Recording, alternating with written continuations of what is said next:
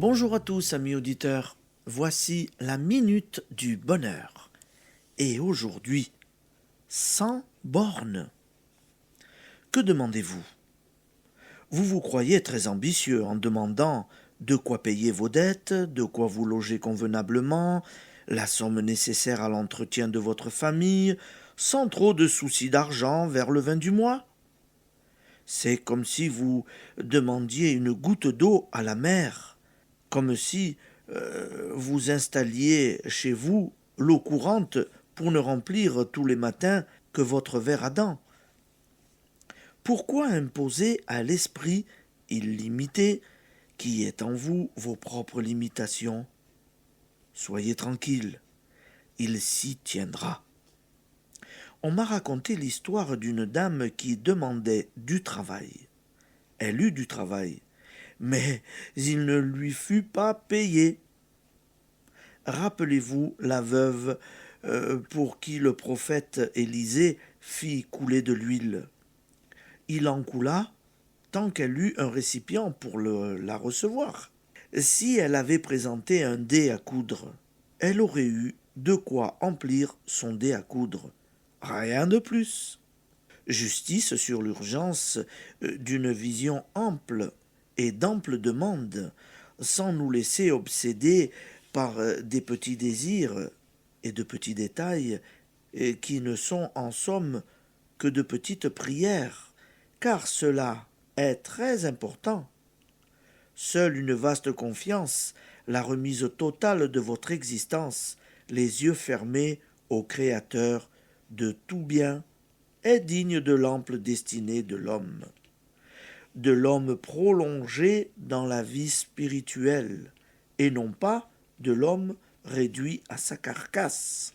Quiconque saurait prononcer chaque mot du pater avec une profonde conviction, un profond sentiment intérieur, n'aurait besoin de rien de plus pour vivre dans la plénitude. Car lorsqu'il est demandé que la volonté du Père s'accomplisse sur la terre comme au ciel, c'est le parfait équilibre en toute chose qui se manifeste, sans faute, puisqu'il nous a été promis. Demandez, et il vous sera donné. Application. Anéantissez toutes les barrières que vous avez élevées entre le bonheur, la santé, la prospérité et vous. N'imposez pas de limitation à l'esprit qui est en vous. N'ayez pas peur de demander.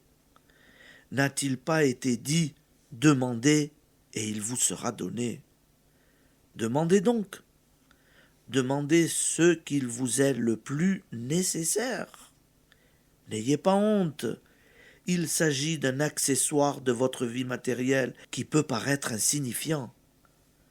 Rappelez-vous que le Christ n'a pas dédaigné de changer de l'eau en vin pour abreuver une noce, que ce fut même son premier miracle, comme s'il eût voulu nous démontrer qu'il est plein d'indulgence pour les besoins des hommes, même lorsque ce besoin est de se réjouir. Un jour viendra où vous demanderez uniquement les lumières spirituelles, car vous aurez compris que cela suffit pour que tout vous vienne par surcroît. Mais en attendant que cela soit un élan spontané, ne craignez pas de demander les petites et les grandes choses nécessaires à votre bien-être et à l'épanouissement de vos enfants. Je vous souhaite une bonne journée de tout mon cœur et à demain.